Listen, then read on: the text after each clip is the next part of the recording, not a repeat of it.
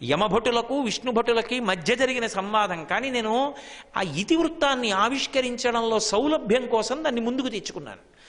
కావుననితడు భూదేవ కులమున పుట్టినాడు, కావుననితడు సత్కర్మవశమున. ఒక జన్మలో గత జన్మలలో చేసినటువంటి సత్కర్మలున్నాయి. శాస్త్రం ఎలా చేయమని చెప్పిందో అలా చేశాడు మంచి పనులు. మంచి పని చేసేటప్పుడు మీరు ఒకటి గమనించండి, ఇక్కడ పోతుంది కంటి ముందు నష్టం, కంటి ముందు లేనిది ఉంటుందని చెప్పబడినది లాభం. నమ్మకం ఉంటే చెయ్యాలి తప్ప నమ్మకం లేకపోతే ఇక్కడిదే సత్యం. నేను మీకు మాట చెప్తానండి, పెద్ద అయోమయం ఏం లేదు అందులో. మీ దగ్గర ఉన్న దాంట్లో కార్తీక మాసం అండి ఓ 116 దానం చేయండి, ఏమొస్తుంది దానం చేస్తే అన్నారనుకోండి. మీరు ఇప్పుడు 116 దానం చేస్తే ₹1,00,00,000 దానం చేసినట్టు దేశకాలములను బట్టి ఈశ్వరుడు స్వీకరిస్తాడు అని నేను అన్నాను అనుకోండి. మీకు ఇక్కడ తెలుస్తున్నటువంటి అనుభవం ₹116 మీకు పోతాయి. అది ఉంటే ఇంకో సుఖం అనుభవించవచ్చు. ఇప్పుడు ₹116 నా మాట నమ్మి దానం చేయాలంటే నమ్మకం ప్రధానం, శాస్త్రం మీద ప్రమాణం విశ్వాసం ప్రధానం. తర్వాత ఫలితం చెప్పిన నేను పొందిన మీరు కలుసుకుని అనుభవించవచ్చు, అనుభవించకపోవచ్చు. కానీ నమ్మకం ఉంటేనే అది చేయడం ఉంటుంది. నమ్మకానికి పూర్వులు తరించారనడానికి పురాణాలు ప్రమాణం. అవి అందుకే నేను చెప్పా, అవి కాల్పనిక కథలు కావు, ఇతిహాసములు, జరిగిన కథలు. ఆ నమ్మకం కోసం వింటారు, ఆ నమ్మకంతో జీవితాన్ని మార్చుకోవడం కోసం వింటారు తప్పించి అది కేవలం వినేసి విడిచిపెట్టేయడానికి కాదు. అందుకే సత్కర్మ అన్న మాటని అర్థం చేసుకుంటే మనసు మీద ప్రభావము పడి చేసిన కర్మ. ఏ నమ్మకం లేకుండా పెళ్ళం పోరెడుతోందని చేసిన కర్మకుండే ఫలితం బహు తక్కువ ఉంటుంది. నమ్మి చేసినటువంటిది నయా పైసా దానం కూడా చేయక్కర్లా, ఈశ్వరుడు పల్లకీ పట్టుకున్నది చాలు, గోవిందా గోవిందా అని భక్తితో చెప్పిన నామం చాలు. అందుకే సత్కర్మకి కర్మకి తేడా ఎక్కడుంటుంది అంటే మనసు పవిత్రం అవ్వడం అవ్వకపోవడం మీద ఉంటుంది. నేను పొద్దున్నే మాట్లాడుతూ అంటున్నా మా శిష్యుడితోటి, నాకు ఇచ్చిన విడిదిలో ఒక కళ్ళు సీసా తీసుకొచ్చి నేను 4 రాళ్ల మధ్యలో పెట్టి దాన్ని ఒక పూటంతా గంగోదకం పోసి అభిషేకం చేశాను. ఇప్పుడు లోపల ఉన్న పదార్థం పవిత్రం అవుతుందా? ఒక్కనాటికి అవుతుంది, అది కల్లే. లోపల గంగాజలం ఉంది, పైన 3 కడవల కళ్ళు పోశారు తెలియక.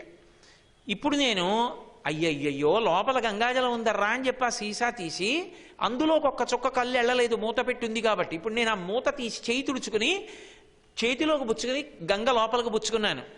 గంగ శక్తి మారుతుందా నన్ను రక్షించడంలో? మారదు. గంగతో అభిషేకం చేసినా కళ్ళు మారదు, గంగ లోపలుండగా పైన కళ్ళు పడినా గంగ మారదు. లోపల మనసు ప్రభావితమైన నాడు వినడం చేత మనసు ప్రభావితమైందనుకోండి, అది సత్కర్మ, దాని ఎందుకు విశ్వాసం ఉంటుంది. ఇది నన్ను రక్షించి తీరుతుంది, ఇక్కడ నా దగ్గర 116 ఉంటే ఎలా ఖర్చు పెడతానో అలా నేను చేసిన దానం నన్ను రక్షిస్తుంది. అసలు నేను అందుకే పుట్టాను, చెయ్యాలి నేను మనుష్యుణ్ణి, దాచుకోవడానికి కాదు. ఇది శాస్త్రమనందు ప్రమాణ బుద్ధి చేత వస్తుంది, గురువాక్య శ్రవణము చేత వస్తుంది. లోభము విరగడానికి కారణం ఆ రెండే. లోభం పుట్టడానికి శిక్షణా కేంద్రాలు ఉండవు. మీరు డబ్బులు ఇందుకు దాచుకోవాలని కామక్రోధ లోభ మదమోహమాత్సర్యములు ఏర్పడడానికి శిక్షణా కేంద్రములు అక్కర్లేదు, తమంత తాముగా వస్తాయి. విరిగిపోవడానికి ప్రబోధాలు అవసరం అవుతాయి, శాస్త్రం అవసరం అవుతుంది. కాబట్టి కావుననితడు సత్కర్మవశమున అంటే గత జన్మలలో మనస్సులోకి బాగా ప్రభావితమయ్యేటట్టుగా నమ్మాడు, విశ్వాసంతో నమ్మి చేశాడు చేసిన పని. ఎందుకైనా మంచి చేస్తే గొడవ వదిలిపోతుంది, ఓ అగరత్తు తిప్పి వెళ్ళిపోతే గొడవ వదిలిపోతుంది, వాడు అడ్డుపడితే మళ్ళీ మీరు అగరత్తు కూడా చూపించరు అందుకే ఆ పని అవ్వలేదంటుంది. అది ఎందుకు వచ్చిన గొడవ, అగరత్తు చూపించి వెళ్ళిపోతే అయిపోతుందని స్నానం గదిలోంచే తువ్వాలు కట్టుకుని వచ్చో అగరత్తు తిప్పి వెళ్ళిపోయేటటువంటి భక్తి కర్మ. నమ్మి పంచె కట్టుకుని గోచి పోసి కూర్చుని 10 నిమిషాలైనా పూజ చేసి వెళ్ళింది సత్కర్మ. అప్పుడు కూడా ఎవరి కోసమో కూర్చున్నది కాదు, లోపల నమ్మి చేస్తే. కావుననితడు సత్కర్మవశమున భూదేవ కులమున పుట్టినాడు, అందుకు పుట్టాడు బ్రాహ్మణ కులంలో. ఇప్పుడు అలా పుడితే ఏమైంది? అసలు పుడుతూనే శాస్త్రం మీద నమ్మకం అబ్బాలి. అబ్బింది కాబట్టి జీవితంలో మొట్టమొదటిది ఏది అంటే కాలమునందు ఆరాధన నడవాలి. సూర్యోదయం సంధ్యావందనంతో ప్రారంభం, సూర్యాస్తమయం సంధ్యావందనంతో పరిసమాప్తి. పడుకుంటున్నావు 11 మాటలు శివనామం, నిద్ర లేచావు 3 మాటలు హరినామం, ఖాళీ దొరికింది భగవత్ సంబంధమైన గ్రంథపఠనం, అంతకన్నా అవకాశం దొరికింది ధ్యానం చేసుకోవడం, పరోపకారం, సాత్వికమైనటువంటి బుద్ధితో జీవితాన్ని గడపగలిగినటువంటి స్థితి అంకురించింది. అన్నీ అటువంటివే అబ్బుతాయి. ఆయనకి ఎవడు ఇంకొకలా పెట్టాడు, సాత్వికమైన ఆహారమే పెడతాడు. అందుకని ఇతడు బ్రాహ్మణుడిగా పుట్టాడు. కావుననితడు సత్కర్మ వశమున భూదేవ కులమున పుట్టినాడు. పుట్టినవాడు ఏమైనా పాడైపోయాడు అనుకుంటున్నారా? శాంతుడై దాంతుడై ధర్మ సంశీలుడై సకల వేదమ్ములు చదివినాడు. అజామీళుడు అనేటప్పటికీ కేవలం పాడైపోయినవాడు అని చెప్తే అసలు అది అజామీలోపాఖ్యానం కానే కాదు. పైనుంచి జారాలంటే పైకి ఎక్కినవాడు ముందు. అందుకని శాంతుడై, శాంతి అన్న మాటకు అర్థం ఏమిటంటే తృప్తి. ఎప్పుడు ఆయన ఎక్కడున్నాడో అక్కడ తాను ఉద్వేగం లేకుండా ఉంటాడు. ఆయన ఉన్న చోట ఉన్నవాళ్ళు కూడా ఉద్వేగం లేకుండా ఉంటారు. ఎందుకో తెలుసా? దానికి ఒక లక్షణం ఉంటుంది, తరంగములను ఉంటాయి. అందుకే సత్పురుషులు ఉన్నటువంటి ప్రదేశాలలో శాంతి తరంగాలు ఉంటాయి. అందుకే చక్రవర్తులు కూడా అసంతృప్తి వస్తే ఎక్కడికెడతారంటే సర్వసంగ పరిత్యాగుల ఆశ్రమాలకు ఎడతారు. ఎందుకంటే వాళ్ళకి అన్నీ వదిలిపెట్టేశారు కాబట్టి వాళ్ళకి ఇది కావాలన్న కోరిక ఏం లేదు. అన్నీ ఉన్నవాడికి వచ్చినటువంటి ఏడుపు ఎక్కడ పోతుందంటే అన్నీ వదిలిపెట్టిన వాడి దగ్గరికి ఎడితే పోతుంది. ఎందుకంటే అన్నీ వదిలేశాడు కాబట్టి శాంతిగా ఉంటాడని పూర్వం నమ్మారు. కాబట్టి శాంతుడై, ఆ శాంతి అన్న మాట బాహ్యము వలన రాదు, మీరు బాగా గుర్తుపెట్టుకోవాలి. శాంతి ఎన్ని ఉంటే అని అడిగారు అనుకోండి, అసలు ఆ మాట లేదు. అందుకే శంకరాచార్యులు వారు కౌపీనవంత కలు భాగ్యవంత అన్నారు. ఒక్కొక్కసారి శాంతి దేనివల్ల అంటే ఒక్క గోచి ఉంటే, అది కూడా లేకపోయినా శాంతిగా ఉన్న వాళ్ళు ఉన్నారు. రమణ మహర్షి లాంటి వాళ్ళు లోకం కోసం పెట్టుకున్నారంతే. శాంతి లోపల నుంచి అంకురిస్తుంది. దేని వలన? నాకు ఏది లేదన్న భావన చేత. అందుకే ఎవరో రమణ మహర్షి దగ్గరికి వెళ్ళి అదేంటి రూపాయి కాసులు అక్కడ పెట్టారు, ఓ పండు అక్కడ పెట్టారు. ఆయన పండు చేత్తో తీసుకుని అది మీరు తీసేసుకోండి అన్నారు. ఏ అన్నారు వాళ్ళు? పండు తింటాను, అవి ఎందుకు తిననుగా అన్నారు ఆయన. రేపటికి పనికి వస్తుందిగా, రేపటి నాకు ఆకలి వేస్తే పండి ఇవ్వడం పరమేశ్వరుడికి తెలీదా? ఇవాళ ఇచ్చినోడు రేపిస్తాడు, నాకెందుకు డబ్బులు, నేనెందుకు అవి దాచుకోవాలి? మళ్ళీ దాచుకున్న కొద్దీ ఇంకోటి ఉంటే బాగుండని కోరిక, నాకు వద్దులేను పట్టుకుపోన్నారు. శాంతుడై దాంతుడై, దాంతి అన్న మాటకు అర్థం ఏంటంటే ఇంద్రియముల యొక్క లక్షణం బయట తిరుగుతాయి, అవి ఎప్పుడూ వెనక్కి వెళ్ళం. వాటి లక్షణం పైకి లేవడం. లోకంలో ధర్మము అనో మాట, అది ఈశ్వరుడు నిర్ణయం చేశాడు. ప్రయత్నం లేకపోతే పరిగెత్తేవి కొన్ని ఉంటాయి, ప్రయత్నం చేస్తేనే వెనక్కి వెళ్ళేవి కొన్ని ఉంటాయి. అగ్ని ఉందనుకోండి, మన ప్రయత్నం లేకుండా పైకే వేస్తుంది. అగ్నిహోత్రం వెలిగింది అంటే పైకి లేవాలి, నీరు పోశాను అంటే కిందకి వెళ్ళాలి. అగ్ని వెలిగిస్తే పైకెడుతుంది, ఆరిపోవాలి అంటే నీళ్లు పోయాలంతే. ఇంద్రియములు ఎప్పుడూ పైకే లేస్తాయి. అవి ఎప్పుడూ కూడా ధర్మంతో శాస్త్రంతో వాటికి సంబంధం ఉండదు. వాటికి కావలసింది ఏంటంటే ఇది సుఖపడాలి, ఇది సుఖపడిందన్న అనుభూతి మనసు పొందాలి. దానికి మమ్మల్ని వాడుకో వాడుకో వాడుకో అంటుంటాయి. అందుకే చూడకూడనివి చూస్తూ ఉంటుంది, చెవి వినకూడనివి వింటానంటే, ఏదైనా సరే వాడుకుంటుంది మనస్సు. ఆ ఇంద్రియములను వెనక్కి తిప్పడం సాధన చేత మాత్రమే సాధ్యం. ఇప్పుడు తృప్తి దేని వలన కలగాలి? ఒక దేవాలయానికి వెళ్ళి శిఖరాలు చూడడం చేత. చూపు వలన పవిత్రత ఉండదు, చూస్తున్న వస్తువు వలన పవిత్ర ఉండదు, చూసే మనసులోని భావము చేత పవిత్రత ఉంటుంది. సభలోకి ఎవరో ఒక ఆవిడ నడిచి వస్తోంది, నేను అలా చూస్తున్నాను అనుకోండి, ఏమిటండి ఆయన అలా చూస్తున్నారు అని అనిపించవచ్చు. నేను రోజు తెల్లవారి నిద్ర లేవగానే ఏ తల్లికి నమస్కరిస్తానో, ఏ కామాక్షి పరదేవతకి పూజ చేస్తానో, నా తల్లి సభలోకి నడిచొస్తుంటే ఎలా ఉంటుందో అలా ఉంది. ఆ పాదమంజీరములు, నా తల్లి, ఆ కొప్పు పువ్వులు, మా అమ్మ వీడి ఇంత దూరం వచ్చాడని నన్ను చూడ్డానికి నా తల్లి సభలోకి వస్తోందని నేను నా మనసులో రెండు చేతులెత్తి నమస్కరిస్తూ ఆవిడ పాదముల వంక చూసి ఆ పసుపు రాసిన పాదాలు నా తల్లి కామాక్షి అని నమస్కరిస్తున్నాను అనుకోండి. నే చూసిన చూపు అవతల వారికి అర్థం కాకపోవచ్చు, కానీ చూసిన కన్నుల తప్ప చూసిన భావన చేత నేను పైకెక్కానా? భావన చేత పైకెక్కుతాను, భావన చేత జారిపోతాను. భావన ఎక్కడి నుంచి వస్తుంది? మనసులోంచి వస్తుంది. మనసుకి సంస్కారం శాస్త్రము మీద గురువు మీద ఉన్న విశ్వాసం చేత వస్తుంది. ఇది క్రమం. అప్పుడు ఇంద్రియములు వెనక్కి వెళ్ళి పవిత్రములు ఎందుకు చేస్తాయంటే మనసుని శాస్త్రము మీద గురువు మీద ఉన్న విశ్వాసము చేత మనసుని పవిత్రం చేస్తూ ఉంటాయి. అంటే కంటితో చూస్తూ ఉంటాడు, ఏది చూసినా ఈశ్వరుణ్ణి చూస్తాడు. ఓ పర్వతం కనపడింది అనుకోండి, అబ్బా ఏమి ఈశ్వర సృష్టి, ఎంత పెద్ద పర్వతం, ఎన్ని చెట్లు, ఎవడు నీళ్లు పోశాడు, ఎవడు పెంచాడు, ఏమి విశేషం నిజంగా, ఇన్ని కొండలు, నిజంగా ఎటు చూసినా పర్వతాలే, పర్వతాలు, దేవాలయాలు, పక్షులు, బా ఎంత అద్భుతం అని పరవశించిపోతుంటాడు. ఇప్పుడు కంటితో చూస్తున్నాడు, కానీ లోపల భగవద్భావన చేస్తున్నాడు. చెవితో వింటూ ఉంటాడు, కేవలం విని సంతోషించడు. ఏదో నెమలి క్రాంఖణం చేసిందనుకోండి, అబ్బా నెమలికి ఇంత గొప్పగా క్రాంఖణం చేసే శక్తినిచ్చినవాడు ఎంత గొప్ప శిల్పి, పావు బుసలో ఏం అందం ఉంది, వీణ తంత్రి మోగితే ఎంత అందంగా ఉంటుంది, అబ్బా దేవాలయంలో గంట మోగుతుంటే ఎంత ప్రశాంతంగా ఉంటుంది, తెల్లవారుజామున పక్షులు అరుస్తుంటే ఎంత ప్రచోదనంగా ఉంటుంది అని ధ్వనుల యందు ఈశ్వర శక్తిని సమన్వయం చేసుకుంటూ ఉంటాడు. దాని చేత తరిస్తున్నాడు. ఇప్పుడు ఇంద్రియములను వాడుకోవడం అందరం చేస్తాం, ఇంద్రియములను ఎలా వాడుకుంటున్నాడన్న దాన్ని బట్టి దాంతిని పొంది ఉన్నాడా లేదా తెలుస్తుంది. అవి బహిర్ముఖములయ్యాయి అనుకోండి, మనసు చూస్తున్న దాన్ని వక్రంగా చూస్తోందనుకోండి, పైకి లేస్తుంటుంది అగ్ని, ఉద్వేగాన్ని పొంది శరీరము అపవిత్ర కర్మల యందు వెడుతుంది.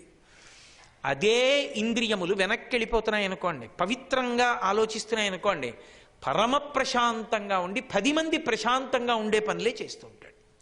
ఇప్పుడు చెప్పండి, అజామీలుడు పుట్టుకతో పాడైపోయినవాడా?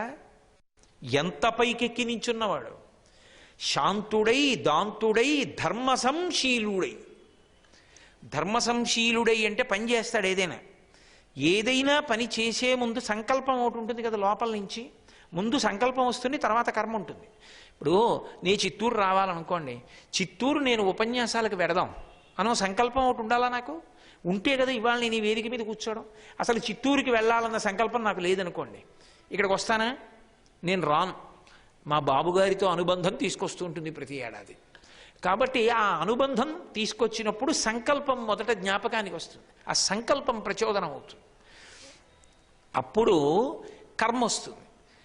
అలాగే ధర్మ సంశీలుడై అన్న మాటకు అర్థం ఏంటంటే మనసు ఏదో చేయమంటుంది, ఆయన వెంటనే ఏమంటాడంటే అజామీలుడు ఆలోచిస్తాడు, అలా చెయ్యొచ్చని శాస్త్రం ఒప్పుకుందా అని ఆయన ప్రశ్న వేసుకుంటాడు.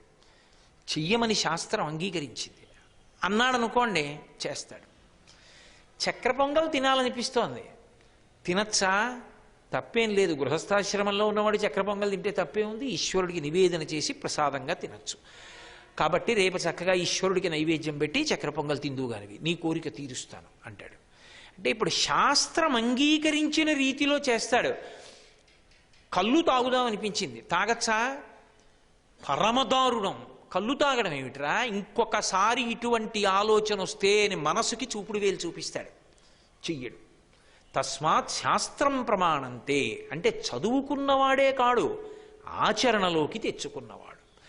ధర్మశంశీలుడై సకల వేదమ్ములు చదివినాడు.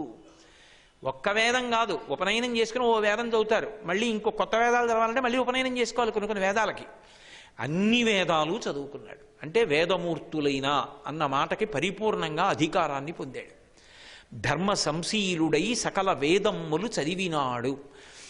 నువ్విది చెయ్యి అని ప్రయత్నపూర్వకంగా ఎప్పుడూ ఇది చెయ్యాలి సుమా అని చెప్పనివి కొన్ని ఉన్నాయి, కానీ అవి తనంత తాను చేస్తూ ఉంటాడు. ఏవవి అంటే అనయము, అంటే ఒకరోజు చేసేవి కావు, ఎప్పుడు ఏదో గురు పౌర్ణమి నాటి చేయడం కాదు, ఎప్పుడూ చేస్తాట. ఎప్పుడు ఏమిటిట?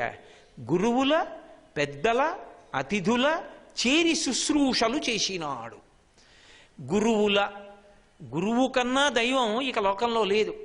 గురువుకి చేసేటటువంటి ఉపకారాలలో మహోపకారం ఏది అంటే గురువు గారి శరీరానికి కలిగే ఖేదాన్ని తగ్గిస్తారు.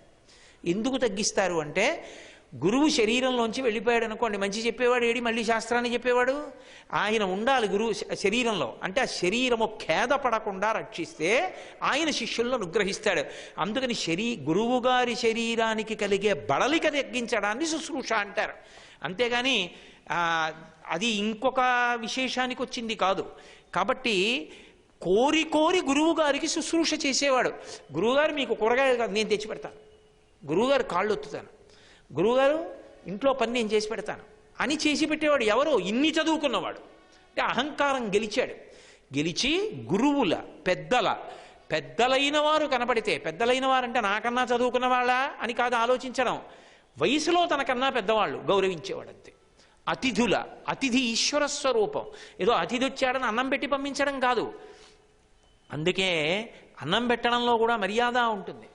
చందనం ఇస్తారు ఆఖరణ, చందనం అలదుకుని లేస్తారు భోజనం అయిన తర్వాత. ఎందుకని అంటే అది ఉపచారం. అతిథిని ఈశ్వర స్వరూపంగా చూసి లోపల క్షుద్బాధ ఉపశమించింది. సంస్కృతంలో క్ష వేస్తే భరించలేనిది అని గుర్తు. క్షుత్ అంటే ఆకలి, భరించలేరు, మంట లోపల. ఆ మంట చల్లారింది. ఇప్పుడు అమ్మయ్యా, ఆ ఆకలి మంట చల్లారి ఒంటికి చిరుచెమట పడుతుంది. మీకు ఇప్పుడు శరీరానికి కూడా చల్లతనం కావాలి అని ఆ చందనాన్ని తీసి వచ్చినటువంటి అతిథికి అలదుతారు. కొద్దిగా చందనం రాసి పంపిస్తారు. అందుకే భోజనం అయిపోయిందని గుర్తేంటంటే చందనం బొట్టు పెట్టుకుని వెళ్ళిపోతారు. కాబట్టి అతిథిని సేవించాడు ఈశ్వర రూపంగా. అనయము గురువుల పెద్దల అతిథుల చేరి శుశ్రూషలు చేసినాడు. ఏదో నేను ఇది చేసేసాను కదా, గురు పౌర్ణమి గురువుగారి దగ్గరికి వెళ్ళాను కదా కాదు, ప్రయత్నపూర్వకంగా చేస్తుండేవాడు. అది చేరి శుశ్రూషలు చేసినాడు. సర్వభూతములందు సమబుద్ధి అయి చాలా బహుమంత్ర సిద్ధుల బడసినాడు. అనేక మంత్రముల యొక్క సిద్ధిని పొందాడు. అంటే ఆ మంత్రాధిష్టాన దేవతలందరూ ఆయనకి వశవర్తులయ్యారు.